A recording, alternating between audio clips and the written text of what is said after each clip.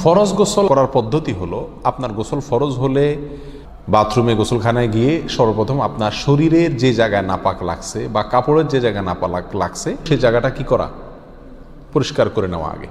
যদি আপনার জায়গাটা চিহ্নিত থাকে যে এই জায়গাটা নাপাক লাগছে, ওই জায়গাটা ধুয়ে ফেলান। এরপরে নামাজের জন্য যেভাবে আমি অজু করছি সেভাবে অজু করা। এরপরে অজু করা, হাতের কবজি ধোয়া, এরপরে কুলি করা, নাকে পানি দেওয়া, মুখ ধোয়া, হাতের কোণে পর্যন্ত ধোয়া, মাথা মাসা করা, এরকম অজু করা। অজু করার পরে এবার আপনি গোসল করেন। সেটা শাওয়ার দিয়ে আপনি মাথার উপরে পানি ঢেলে হোক আর আপনার মগ দিয়া হোক, যেভাবে হোক আপনি গোসল করেন।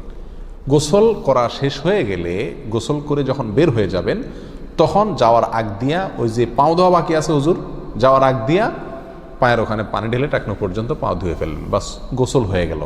এই ভিতরে আপনার শরীরের প্রতিটি অঙ্গের প্রতিটি জায়গায় পানি পৌঁছানোর চেষ্টা করতে হবে। প্রকাশ্য অঙ্গ যেগুলো, নাভির প্যাচ থেকে নিয়ে, বগলের নিচ থেকে নিয়ে, আঙ্গুলের চিপা থেকে নিয়ে, প্রত্যেকটা জায়গায় যেন পানি যায়, সেজন্য সেখানে পানি পৌঁছানোর চেষ্টা করতে হবে। ডলার দরকার হলে ডলবে, যেভাবে ওখানে পানি পৌঁছাতে হবে। কানের প্যাঁচের ভিতরে, একেবারে গভীরে না, প্যাচগুলোর ভিতরে যেন পানি যায় সেদিকগুলো খেয়াল রাখতে হবে। কোনো একটি জায়গা যদি শুকনা থাকে তাহলে কি হবে না, ফরজ গোসল হবে না।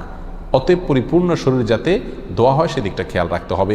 নেল পালিশ ইত্যাদি বা কোনো রং টং ইত্যাদির কারণে যদি কোনো আবরণ থাকে শরীরের উপরে, তাহলে সেগুলো সরা নিতে হবে, তা না হলে কি হবে না, ফরজ গোসল আদায় হবে না। কথা, প্রথমে শরীর এবং কাপড় থেকে নাপাকগুলো ধুয়ে নেব, এরপরে অজু করব পূর্ণাঙ্গভাবে, পাও ধোয়া বাদে, এরপরে গোসল করব। আর বের হওয়ার সময় দোনো পাও টাকনো পর্যন্ত ধুয়ে তারপর বের হয়ে যাব।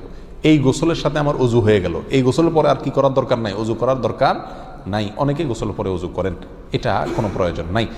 তবে কেউ যদি গোসল করা অবস্থায় তার পেশাব চলে আসে, অনেকে আছে পানির স্পর্শ লাগলে পেশাব বেশি আসে, তো গোসল করা অবস্থায় যদি তিনি পেশাব করে দেন বা অজুভঙ্গের কোনো কারণ তার ভিতরে আসে, তার বায়ু ছাড়লেন, তাহলে তো সেক্ষেত্রে অজু যেটা শুরুতে করছিল ওইটুক তো আর নাই।